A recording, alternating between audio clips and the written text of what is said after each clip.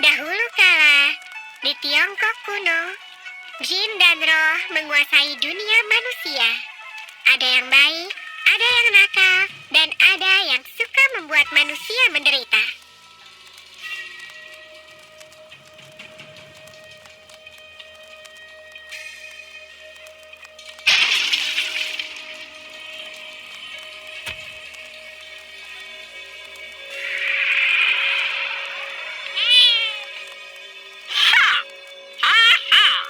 Bayi lain yang menjadi target kita. Ayo. Tunggu.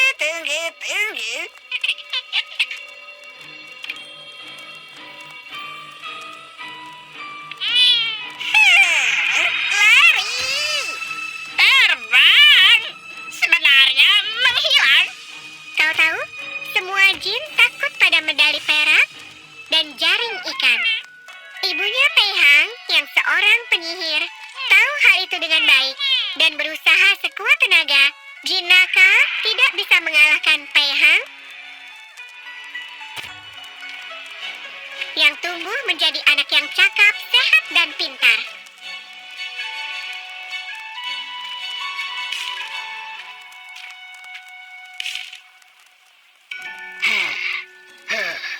Terima kasih, Nak. Musim tanam selalu saja sibuk. Aku punya ide.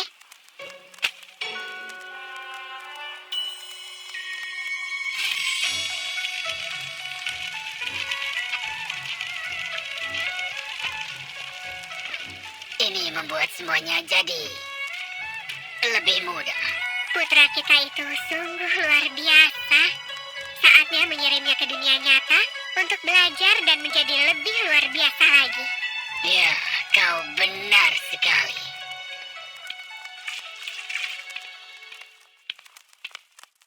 Aku sangat lapar. Nah, kami telah memutuskan inilah saatnya kau berlatih di bawah bimbingan seorang guru dan belajar suatu seni. Kau harus pergi ke Chenggen dan belajar dengan Master Pintu Agung di sana. Tapi aku tidak mau meninggalkan kalian berdua. Itulah sebabnya kami ingin kau pergi sekarang, agar pada saat kami tua, kau sudah belajar keterampilan untuk menafkahi dirimu dan juga kami. Pei Hang memulai perjalanan ke Chenggen dan menjadi murid terbaik dari Master Pintu.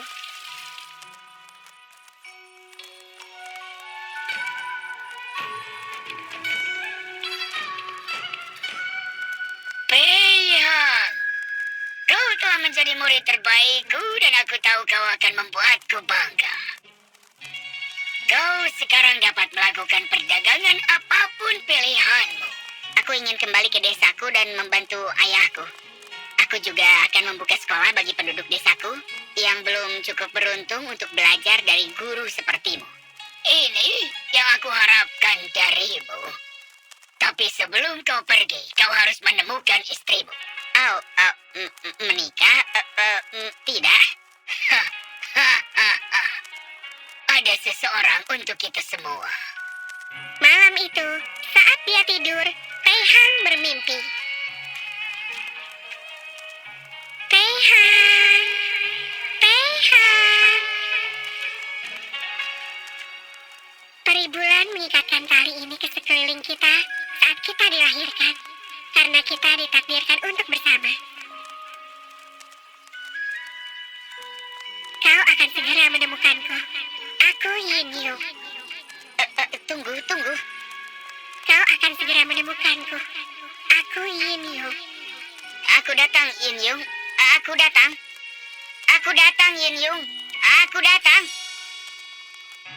Pei Hang tidak bisa menghilangkan wajah Yin Yung dari benaknya. Namun dia harus meninggalkan Chenggen karena telah berjanji pada orang tuanya. Dia akan memulainya hari itu juga.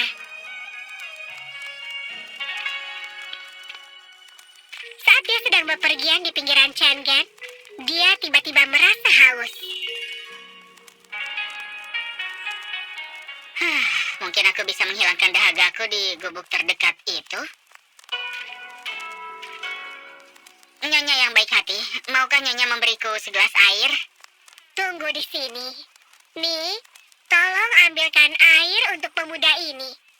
Silahkan duduk. Ini air minumnya. Yin Yu? Oh, Yin Yu? Sudah aku bilang kau akan menemukanku. Aku takut kau hanya mimpi. Tapi, aku sangat mencintaimu, Yin Yung. Menikahlah denganku. Tolong menikahlah denganku, Yin Yungku yang manis. Dia tidak bisa. Apa? Kenapa? Kita punya simpul merah. Kita ditakdirkan bersama. Aku sudah menjodohkan dia dengan orang Mandarin Chengen. Aku tidak punya pilihan. Orang Mandarin orang yang kuat. Jika aku tidak menikahkan Yin Yung dengannya, dia akan memenjarakan kami. Aku akan bicara dengan orang Mandarin. Pasti ada jalan. Aku takut itu tidak mungkin, anak muda. Kau tidak bisa mengancamnya untuk menikahimu. Aku akan mengadukanmu ke kaisar karena kau telah menyalahgunakan kekuasaanmu. Saat kau tiba di istana, aku sudah menikah dengan Yin Yu.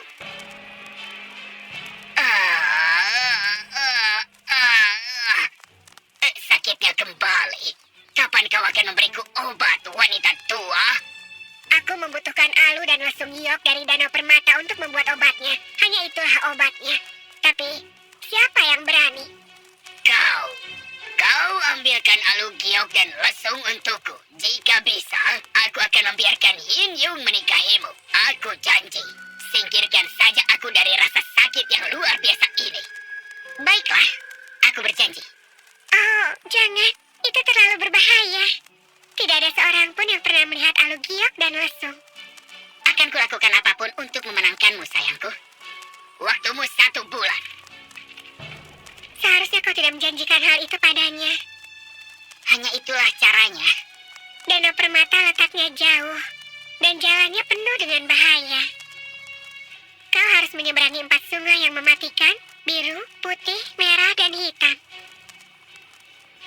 Setiap sungai besarnya sebesar laut, dan penuh dengan ikan mengerikan. Di balik sungai terdapat gunung sumi para jin. Entahlah trik magis apa yang akan mereka lakukan padamu. Bagaimana kau bisa melewati gunung menuju Danau Permata? Harus kutemukan cara untuk sampai ke sana. Ambil biji putih ini. Ini hanya muncul pada bulan purnama setiap 200 tahun sekali. Jumlahnya ada 6 di sini. Kau gunakan untuk apapun itu, akan menyusutkan ukurannya jutaan kali lipat. Hanya ini yang bisa aku berikan untuk membantumu. Pei Hang menerima benih itu dan pergi. Namun sebelum berangkat ke Gunung Sumi, dia pergi ke rumah orang tuanya dan menceritakan semuanya kepada mereka. Benih putih dapat membantumu mengecilkan sungai. Tapi bukankah para jin akan marah kepadamu karena menyusutkan sungai mereka yang besar? Aku harus mengambil risiko. Ikut aku.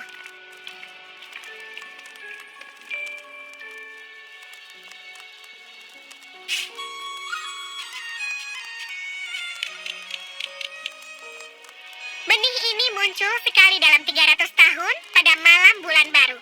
Setiap benih yang kau gunakan akan menyusutkan apapun ke ukuran yang biasa saja. Dan masing-masing benih ini dibungkus dengan jaring ikan, sehingga jin tidak bisa menyentuhnya. Terima kasih, Ibu. Tolong berikan aku jaring ikannya. Ini dia. Pei Hang melanjutkan perjalanannya. Dan setelah perjalanan yang sangat panjang,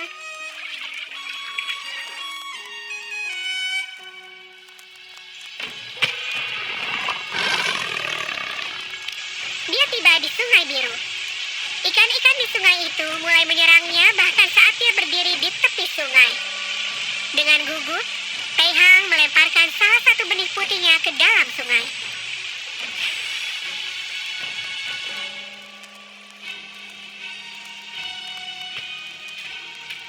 Benihnya berhasil. Sekarang waktunya menemukan sungai merah. Pei Hang melemparkan benih ke sungai merah, putih, dan hitam. Dia berhasil melompatinya dengan mudah. Para jin dari Gunung Sumi sedang mengawasinya, dan mereka muncul. Beraninya kau datang ke alam kami, dasar manusia. Aku hanya ingin alu giok dan lesung dari Danau Permata. Kau merusak sungai kami. Perbaikilah sekarang. Cheng juga. Tentu, tapi setelah kalian memberikanku alu giok dan lesu. Bagaimana kami bisa mempercayaimu? Lihatlah benih merah ini. Ini akan mengembalikan setiap sungai ke ukuran sebelumnya. Jaring ikan? Jaring ikan? Aku hanya butuh alu dan lesu. Para jin lalu membawa Pei Hang ke rumah jin agung Danau Permata.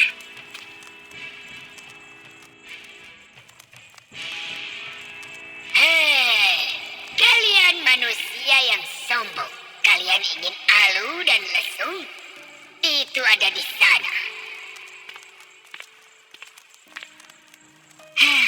Ini? Ya, dan jangan ragu untuk mengisinya dengan permata dari Danau Permata. Ambil sebanyak yang kau mau. Dan ingatlah, jika kau tidak pergi dengan alu dan lesu sebelum matahari terbenam, kau akan terjebak di sini selamanya. Pei Hang duduk di sana, bertanya-tanya bagaimana dia bisa membawa alu dan juga lesung raksasa itu. Tiba-tiba dia mendapat ide. Jika kau ingin sungaimu kembali, bantu aku mengisi lesung dengan permata. Tidak mau. Ingat, aku punya biji merah di jaring ikan. Baiklah.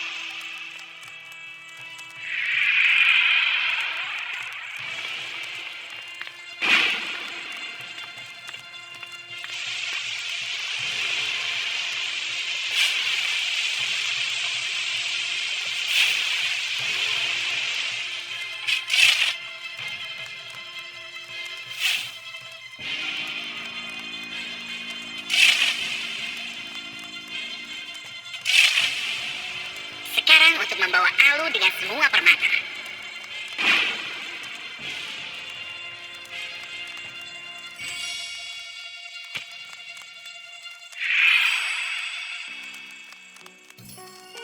Ini berhasil. Terima kasih tuan-tuan, dan aku akan berangkat sekarang. Para jin menyaksikan dengan heran saat Pei Hang membawa alu dan juga lesung berisi permata di tangannya lalu pergi. Dalam perjalanan pulang, ia melemparkan benih-benih merah itu ke setiap sungai setelah menyeberanginya agar kembali ke ukuran semula. Tinggal 1 hari lagi untuk mengakhiri bulan ini. Orang Mandarin tidak akan menunggu 1 menit pun sebelum menikahimu. Dia pasti sudah dalam perjalanan ke sini. Aku di sini. Aku pikir kita harus menikah sekarang. Tidak ada yang kembali dari sungai. Kau datang 1 hari lebih awal. Seperti yang kubilang, tidak ada yang kembali dari sungai. Kita harus menikah sekarang. Aku tidak akan menikahimu. Masukkan saja kami ke penjara. Kau jangan paksa aku untuk melakukan itu. Tuan, ini surat dari Kaisar untukmu. Ini penting. Dari Kaisar? Berani sekali kau memaksa gadis untuk menikah denganmu. Aku peringatkan kau. Mundur atau bersiaplah untuk dihukum. Jadi, Pei Hang menulis surat kepada Kaisar sebelum dia pergi? Tidak, dia memintaku untuk menulis surat kepada Kaisar. Lagi pula, Pei Hang dan akulah yang ditakdirkan untuk menikah, iya kan? Kau boleh pergi sekarang. Orang Mandarin itu hendak pergi. Minumlah obat sakit kepalamu sebelum kau berangkat. Kenapa? Karena membiarkan seseorang menderita padahal sudah ada obatnya adalah tindakan yang salah. Pei Hang dan Yin Yung menikah. Kemudian Pei Hang melemparkan benih putih ke dalam lesung dan juga ke dalam alu dan termasuk ribuan permata. Pei Hang telah mengumpulkannya menjadi ukuran yang besar, menjadikan Pei Hang orang terkaya di Tiongkok. Namun dia dan Yin Yung menggunakan uang tersebut untuk membuka sekolah bagi anak-anak miskin di seluruh Tiongkok dan hidup bahagia